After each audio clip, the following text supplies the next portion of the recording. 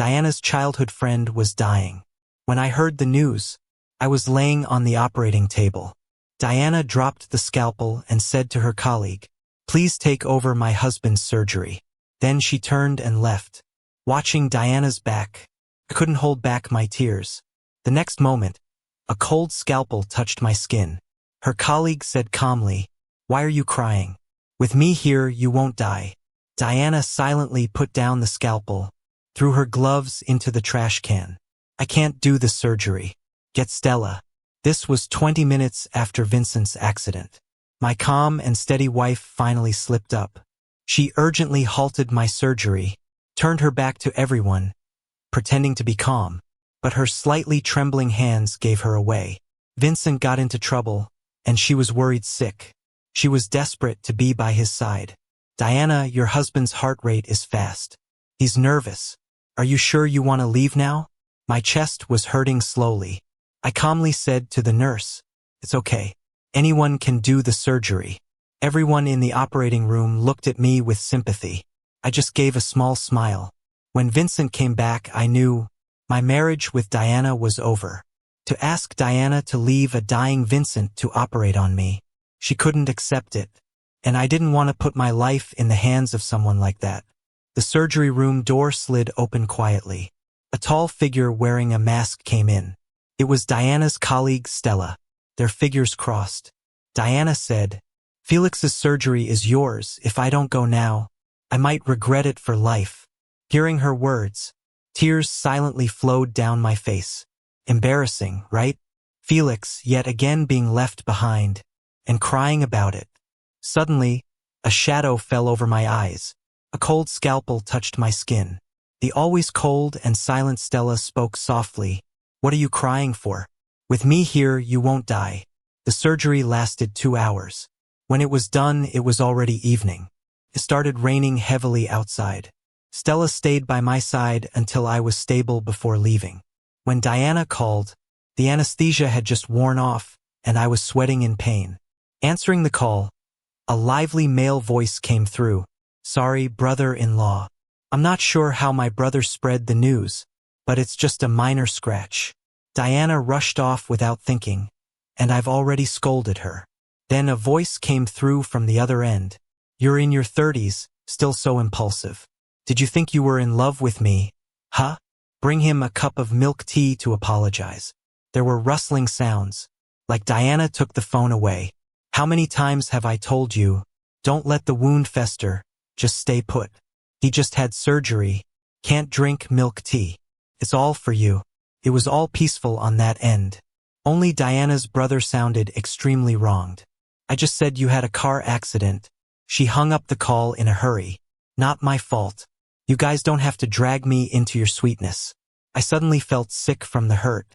My chest felt heavy and painful. I swallowed back the request for Diana to give me some painkillers. I hung up the call without a word. A nurse came in, handed me some pills and smiled. "Here, Stella prescribed you pain meds. Take them and get some rest." Because I had to work, I was discharged after just 3 days. As I walked out of the hospital, Diana's car was parked outside.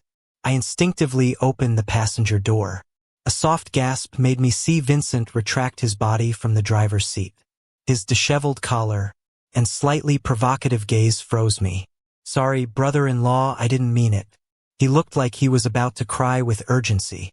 Diana unwound her hair from her watch and scolded him lightly. "Don't speak nonsense. Don't make your brother-in-law misunderstand." Then Diana explained to me, "His hair got caught on my watch while picking something up." I knew Diana wasn't lying. She was always straightforward.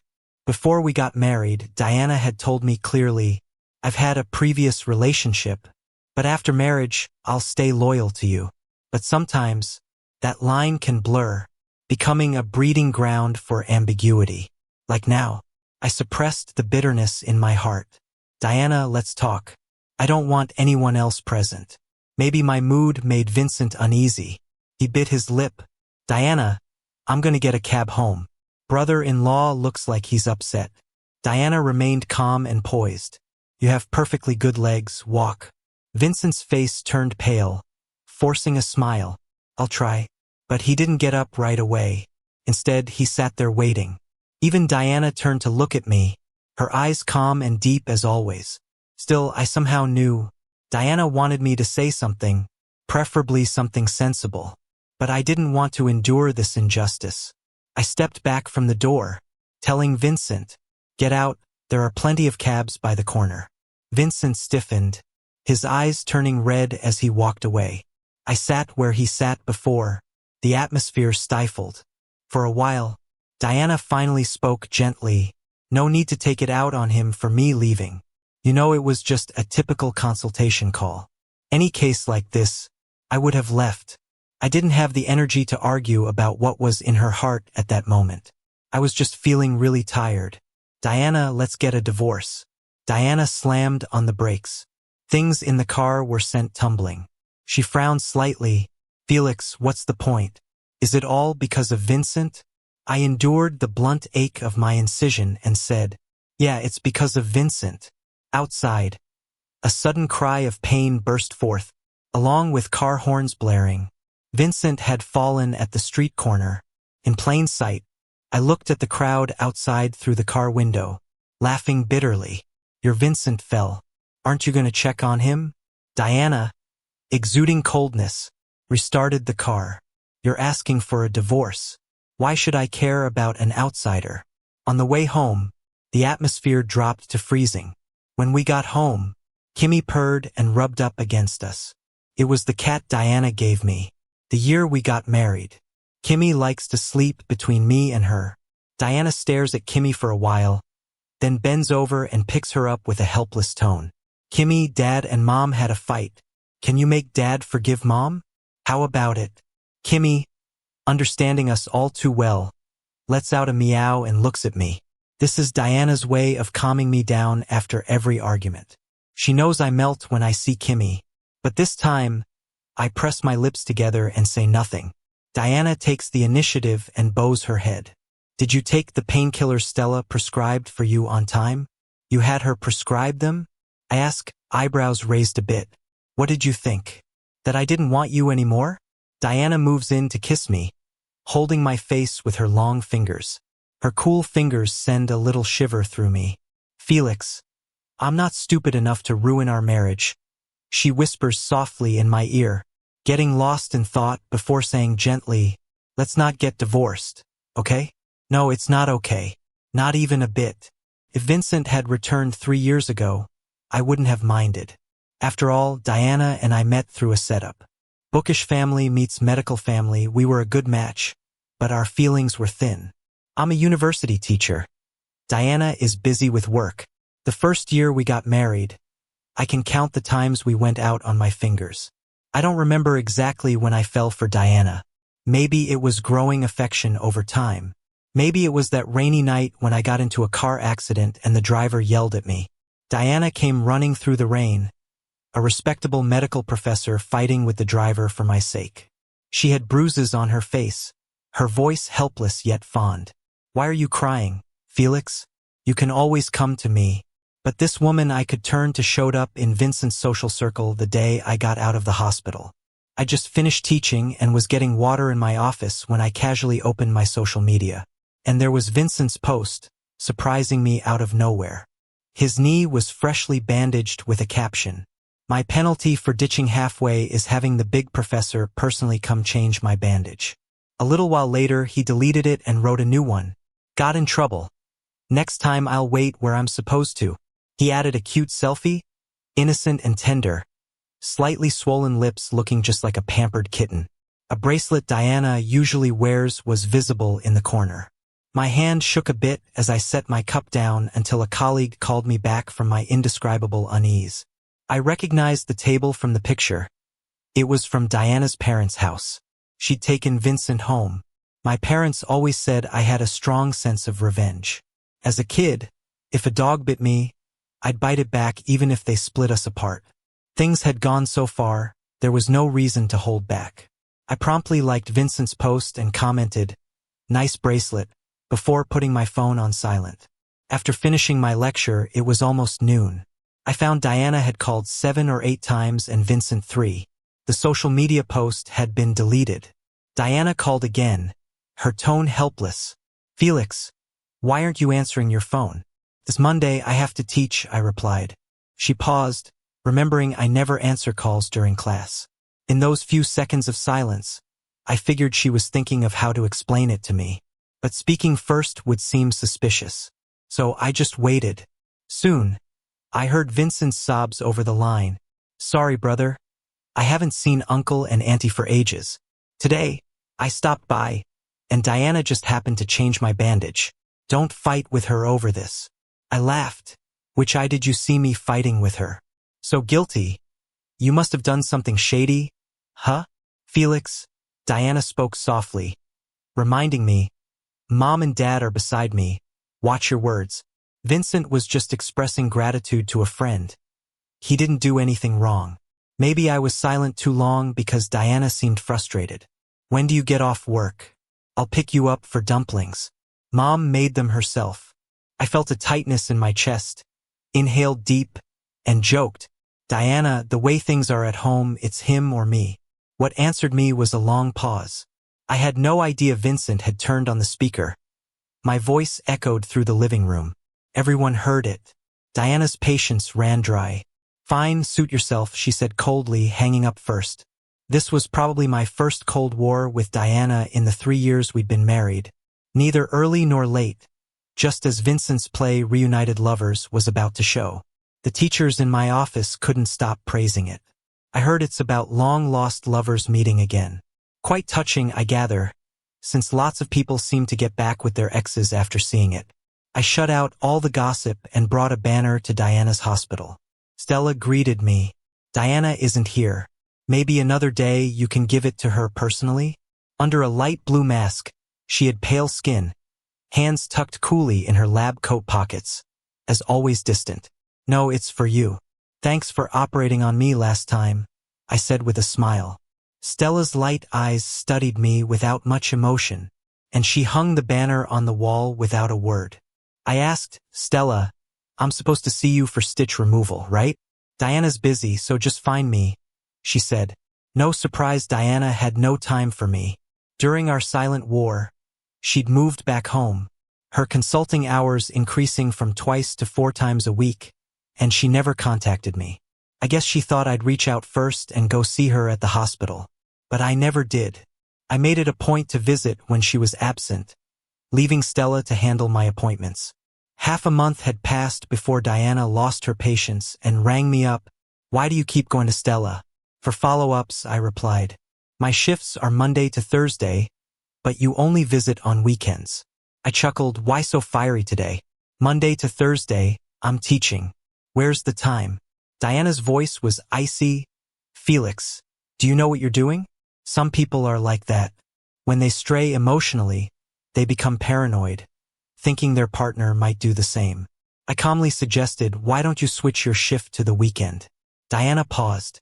Vincent's play was set for the weekend. She didn't want to miss it. I hung up. I looked up and met Stella's calm and silent gaze. I paused for a second. What's up? Stella lowered her gaze, and her slender fingers gently brushed over my medical chart. Felix, you've been prescribed sleeping pills 3 times this week. I can't give you any more. It's okay. If I get drunk, I can sleep just the same. Thanks for everything lately. Stella stared at my forced smile and suddenly asked, Want a drink together tonight? What? She took off her rubber gloves and stood up. Department dinner. Diana should be there too. Oh, so that's it. As a doctor's spouse, showing up at their dinner is totally normal. So I said yes and happily went along. Ironically, Diana was usually there, but tonight she wasn't. Seeing me all alone, her colleagues gave me sympathetic looks and took special care of me during dinner. I wasn't sure if it was intentional or not. The alcohol Stella placed beside me was mellow and smooth, not harsh at all. Before I knew it, I was a bit dizzy. Towards the end, the work group chat of these colleagues suddenly pinged. Stella's phone lit up beside me, so I saw the message. It was a photo of Diana with her back to the camera, standing in the kitchen cooking. The image was retracted less than 30 seconds after being sent. Diana explained in the group, Sorry, my husband was goofing around. Suddenly, All eyes at the table turned to me. The atmosphere was dead silent. I realized Diana was having an affair. It's like a train hanging in mid-air, thrilling yet not crashing into an abyss. She's just at her parents' place making dinner for a visiting Vincent. I couldn't confront her, or I'd be acting unreasonable. Honestly, I should have seen this coming, right? I've learned to accept this kind of thing calmly. It doesn't hurt anymore. After dinner, the group decided Stella would drop me off on her way. Before getting in the car, Diana's male colleagues approached to comfort me. Don't think too much, get some rest. Having drunk quite a bit, I thanked everyone numbly and then dozed off on the seat. Stella drove steadily. When the car stopped downstairs, she called my name, pulling me out of a dream. Somehow, my phone had slipped over to Stella's side. Instinctively, I reached for it, and my tie got hooked on Stella's watch. How cliché and dramatic. I chuckled bitterly. Sorry, Stella removed her watch, distancing herself to let me untangle it. Before I could thank her, the car door was yanked open from outside. A cold draft swept in. Diana stood there, her voice calm with the calm before a storm. Felix, you'd better explain what you're doing. This was probably the first time Diana lost control in front of me. Her voice nearly couldn't contain her anger. She gripped my wrist tightly and dragged me out of Stella's car. I sobered up almost instantly, meeting her gaze calmly. Let go of me. I didn't do anything. I saw everything. Diana, usually composed, flustered and angry for the first time. I suddenly recalled the scene on my discharge day, almost identical. My lips curled into a mocking smile. My tie just got caught on her watch. Don't misunderstand. Diana must have remembered that day too. Her angry expression froze. Diana's instinctual reaction disgusted me because I knew if she were truly innocent. After I said this, she'd argue back, claim she and Vincent were clean, accuse me of overreacting. But she didn't. She was flustered, nervous. She let go of me and stayed silent for a good while. So, when Vincent appeared at her side, she honestly considered reconnecting gloriously with him. Even thought about neglecting her wifely duties, being kissed by Vincent in the chair. It was my presence that reminded her of her crappy sense of marital duty. I turned back to Stella calmly and thanked her.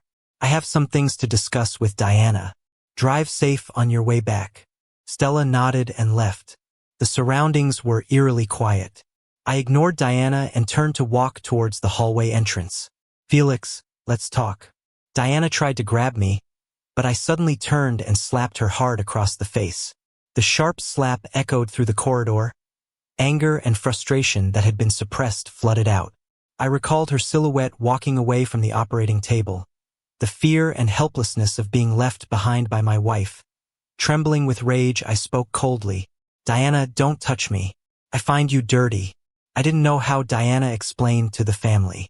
In any case, she initiated an end to the silent treatment and moved back in. She bought a ton of toys for Kimmy and would playfully wave them in front of me. The same old trick. Felix, wanna hug Kimmy? Please? I took Kimmy, half-heartedly gave a few pats. Just when she thought I forgave her, the doorbell rang. My parents showed up at the door. Felix, we heard you two are going on a trip. Take Kimmy back for now. We'll pick him up when we're back. Not sure when exactly. Sensing the tension between us, my parents silently took Kimmy and left. After closing the door, I saw Diana's pale face and tossed the toy she just gave me to the floor. Think about the divorce. Kimmy stays with me. The rest can be handled by the lawyer. It was only then Diana realized I was serious. Her gentle demeanor vanished. She stiffly said, I don't agree. Felix, Vincent, and I are innocent. If you can't stand him, I'll cut ties. Whatever makes you happy, I'll go along. Why am I the unreasonable one again?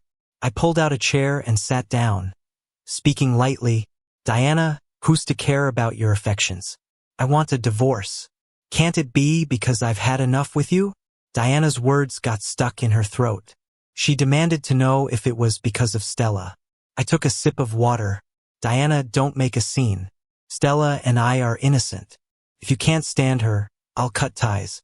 As long as you'll cheerfully divorce me, I'll go along. Not even a minute had passed. The words she once said came right back at her. For the first time, I saw a crazed look on Diana's face. But I wasn't interested in arguing anymore. How you and Vincent are, that's how Stella and I are. Clear as day. Honest as the sun. When you're ready, we can talk. That sarcastic remark brought our relationship down to an all-time low. Diana refused to get a divorce and we were at a stalemate. But soon enough, she got a taste of her own medicine. When I took fruit to Stella or spoke up for her while Diana was around, or maybe when I was texting Stella during dinner about my scar, Diana finally lost it. She slammed down her chopsticks in front of me. Felix, what do you want from me? I've stopped seeing Vincent. Can't we move on already? Her phone showed messages from Vincent, begging her to respond. Diana, are you ignoring me to punish me for asking for a breakup? I'm so sorry. Okay? Can we go back to being friends? I promise I won't disturb you again. I put my own phone on the table. Vincent's just out of line with you. Ignoring him is right. Why should I ditch my doctor because you turned him down? My chats with Stella are nothing unusual.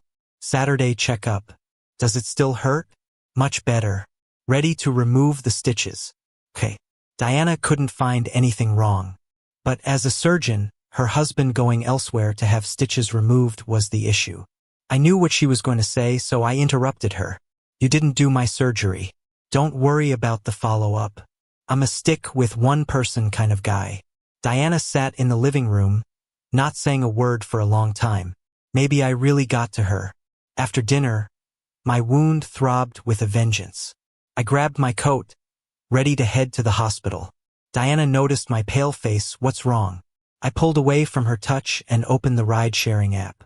Seeing my hospital destination, Diana grabbed her coat. It's late. There aren't any cars. Don't be stubborn. I'll drive you. She was right. My phone just rang as she finished her sentence. Vincent's name flashed on the screen. Instinctively, I grabbed the phone and hung up on him. Diana, I don't feel well. Please take me to the hospital. But Vincent called again. I picked up angrily. Call again, and I'll have no choice but to destroy you. Then I threw the phone against the wall, shattering it into bits. Sweat dotted my forehead.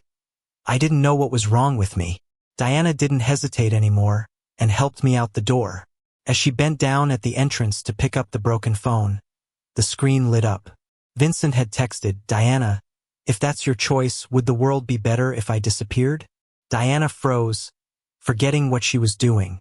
She called someone, threw on her coat, and ran out, even forgetting to shut the door. The loud noise lit up the hallway, and neighbors peeked out at me curiously. I couldn't hold out any longer, and I knelt on the floor. Could someone take me to the hospital? I had no idea it was pancreatitis until Stella showed up just as the doctor said. It's crucial. Delay could mean losing him. On the way, I'd had a hunch and mentally prepared for the worst. Stella hovered at the doorway. A nurse from her department, a woman with a big heart, stepped in. She assumed Diana and I had a fight and tried calming me while picking up my phone to call Diana. Where's she anyway, with her husband in this condition? Suddenly, I felt so tired. At this moment, I had no energy to stop what was happening. The moment the call connected, Vincent's voice came through first. Hoarse. Felix, I'm sorry for keeping you pleased for so many days. Diana's with me now, and she's been kind. Did you get her mad? The nurse's face changed, quickly hanging up. When she came to and tried again, it was off. By now, I was used to people pitying me. I smiled calmly. Sorry, she's cheating. Sorry you had to see this. Maybe it was for the best. Hospitals are gossip central, after all. Diana, all sunshine and roses. Having this scandal publicized was just the start of her downfall. The surgery was short. I leaned in the hospital corridor as Stella discussed post-op precautions with the doctor. Then she sat next to me, offering me a cup of hot water. Feeling the warmth in my hand, I said, Thanks, Stella. I've used you to front. Sorry if that caused you trouble. Stella glanced out the window. No need to apologize, Felix. I'm not a naive 20-year-old. What? I asked, surprised. But Stella just stood up. Nothing. Clara will be here soon to take you to Diana's rest area. Diana only learned about my pancreatitis the next day. She rushed to the hospital as I left the rest area. With urgent concern, Diana gently held my face, a visible relief in her eyes. She probably didn't know she still smelled of Vincent's cologne. I furrowed my brow. Who told you about this? Clara did, she replied. Clara, the helpful nurse from last night. Diana had a way of hearing only half of things. Vincent showed up behind Diana. He must have thought his secret calls had stirred up enough drama. Little did he know his words had spread across the hospital overnight. Now, many next to me were pointing and whispering, identifying him as the shameless homewrecker from the call. The atmosphere was tense, but Vincent seemed oblivious. I found it amusing. Diana frowned. Felix, what's funny? I smiled sardonically. Just that it's over for us. Diana's face went stiff. In a cold voice, she scolded Felix. How dare you make decisions without my consent? I'm your wife. The room fell into an awkward silence. My voice was dripping with sarcasm. You remember you're my wife? What were you doing last night when I called you? Diana's expression darkened. You called? Yes, Vincent answered. He said you were quite enthusiastic with him in bed and told me not to disturb you. There was a gasp from the audience. This mistress was audacious, even daring to flaunt it in the hospital right in front of the spouse. Diana was completely frozen, her hand shaking as she looked at Vincent, whose face was now filled with fear. Is it true? She asked. Pale as a sheet, Vincent began to realize everyone was looking at him. Not knowing what went wrong, he nervously shook his head. He's lying. I didn't, Diana, I swear. I calmly added to the blow. Not only did I hear it, but your colleagues did too, Diana. Your lover got this bold. How do you expect me to stay with you? Vincent broke down, crying his heart out and fleeing in embarrassment under everyone's judgment. Diana stood there dazed, unresponsive for a long time. Word of mouth traveled fast. By the afternoon, gossip had spread from the medical circles to the theater scene. The chatter was relentless. Vincent is so proud to be the other man, isn't he? Why doesn't he stream it live? He always says he doesn't add people unless necessary. Now look at him, a pest. The next day, when I went to the hospital to pick up my meds, I ran into Vincent, eyes red from crying.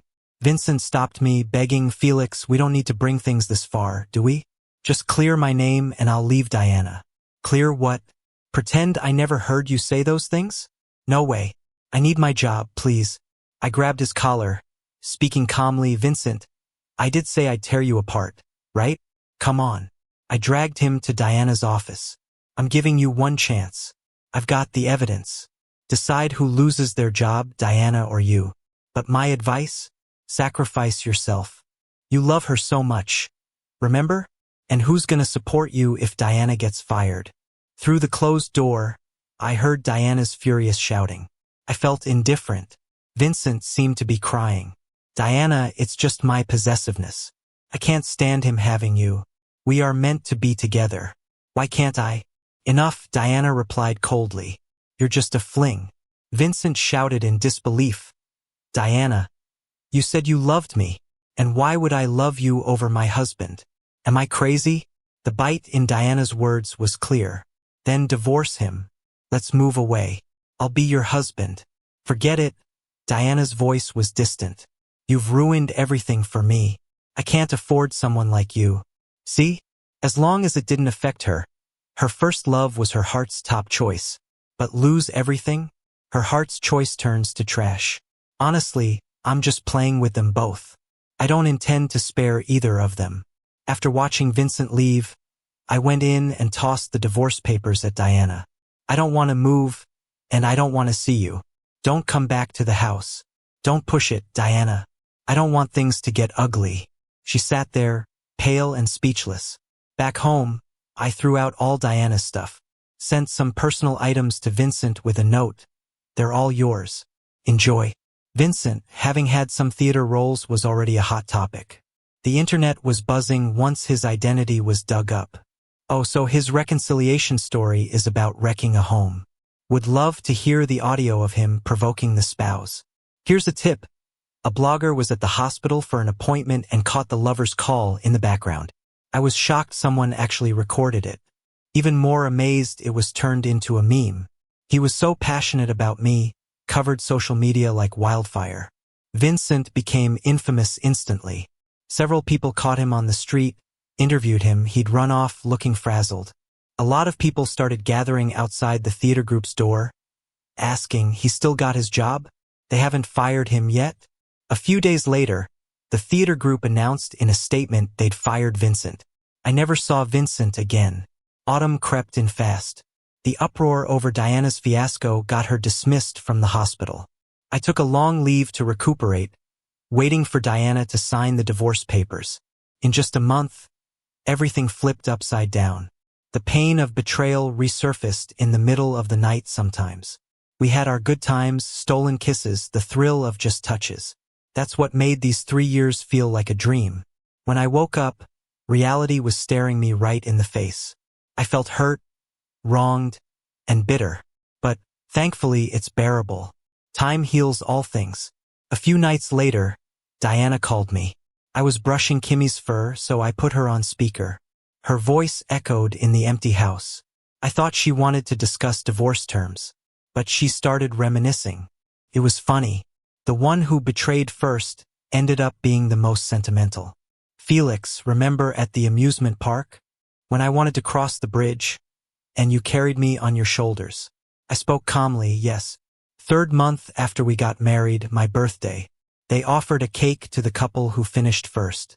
But you fell with me into the water. Diana chuckled softly, yeah. Felt guilty all day. But in the hot pot place, you got tipsy and told me you didn't mind. I stayed silent, watching Kimmy bounce around the sofa. Diana asked again, do you remember the night of the car accident? Yes. You got hurt for me. I cried. And that Christmas afterwards? I remember, Diana, I do. Also, the birthday when I kept working late. The longevity noodles you sent. I remember. Sunrise on a snowy night. Sunset by the lake. I remember. Diana went silent. For a long time, her voice raspy. Felix, our memories. Too many to finish in a lifetime. Yeah. A lifetime isn't enough. I laughed. But the moment you slept with Vincent, all those memories, they didn't matter to you anymore. You're the one who betrayed everything. The one who should suffer is you. I heard Diana's breath spill out in pain. Diana, I won't erase what we had. Because I was happy. I really was. But that's all there is to it. I can talk about the past. Not because I can't let go. But because I have. No one says, you gotta stick with someone for life. I won't look back. And I won't forgive. The phone call lapsed into a long silence. Diana's voice broke. No chance, right? I patted Kimmy's ear. Send over the divorce papers. Let's part on decent terms. After Diana signed the divorce papers, she and Felix entered the divorce cooling-off period. Back when she got married, 2 months felt like a lifetime. That wedding pushed by a blind date always had endless little details to fret over. She was irritable and restless, just hoped it would end soon. But 3 years later, Diana felt time flew by. Her marriage, which she resisted in every way, headed visibly toward an end. In those last 2 months, Felix didn't forgive her. That husband who was so easygoing, so gentle, was so resolved when leaving. Diana often felt like that month she strayed was a dream, her first love, now unrecognizable after many years. But what was unrecognizable wasn't just Vincent, it was her too. Seeing Felix again. It was already late autumn. The trees by the street had shed their leaves. He dressed warmer than most. Looked like he was not fond of the cold. Diana thought about their past and felt an indescribable pain. Felix, wrapped in a scarf, walked up to Diana, his tone fairly friendly. There was some traffic. Diana looked up, towards where he came from. It was empty. Her anxious heart found a bit of peace, but mostly bitterness. I'm in a hurry. Let's just get this over with. Felix walked toward the city office. Diana had a moment. She suddenly wanted to grab Felix, hold him tight, tell him she regretted it. Wanted to say, Vincent was just a youthful obsession. The one she loved was Felix, but in just a moment, the thought vanished into nothing. Felix mentioned, if the divorce doesn't go smoothly, he won't hold back anymore. Her parents were old. She faced losing her job in middle age and having to move far away for work. Once she starts new work, the chance of returning was slim. Her parents lost face over this. Their prolonged illness showed no sign of recovery. She didn't want to leave without keeping some dignity. That day, not many were at the divorce office. The process went by like it had been fast-forwarded. In the blink of an eye, everything was done. Holding the divorce papers, Diana felt like they weighed a ton, crushing her, leaving her breathless. Standing in front of her was Felix. The autumn sun slid past the eaves, drawing a clear line between him and her. Diana stood in shadow, asked Felix, "What's your plan now?" Felix spoke coolly, "No plans. Just work as usual. Live life as usual." Watching Felix's hair tousled by the wind, she instinctively lifted her hand to brush it. Felix got a message, turned to look toward the street. Her hand and his hair missed each other. A black car stood by the corner. She didn't know when it parked.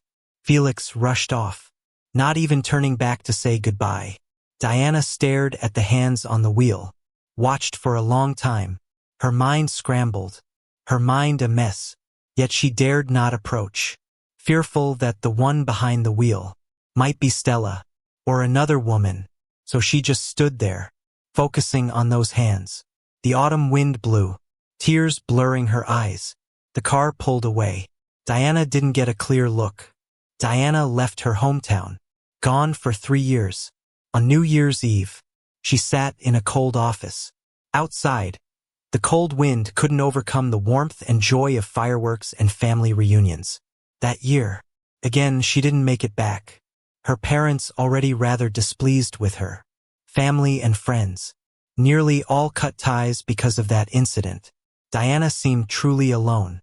So, on New Year's Eve that year, the dumplings Felix brought in the snow became an unreachable dream for the rest of her life. Just after midnight, New Year's messages flooded in. A message popped up. "Did you hear Felix got married?" Diana stared at it, sitting frozen for a long while. She stayed silent for a bit, but couldn't bring herself to ask who the bride was. She switched to Felix's chat instead. The last record was from 3 years ago, when Felix asked her to meet for the divorce. Diana hesitated, typed "Congratulations on your wedding." The fireworks cracked the silence, echoing in her chest. She took a deep breath, pressed send. The red exclamation point appeared. The fireworks just stopped. The world went quiet, just like her heart, faded to emptiness.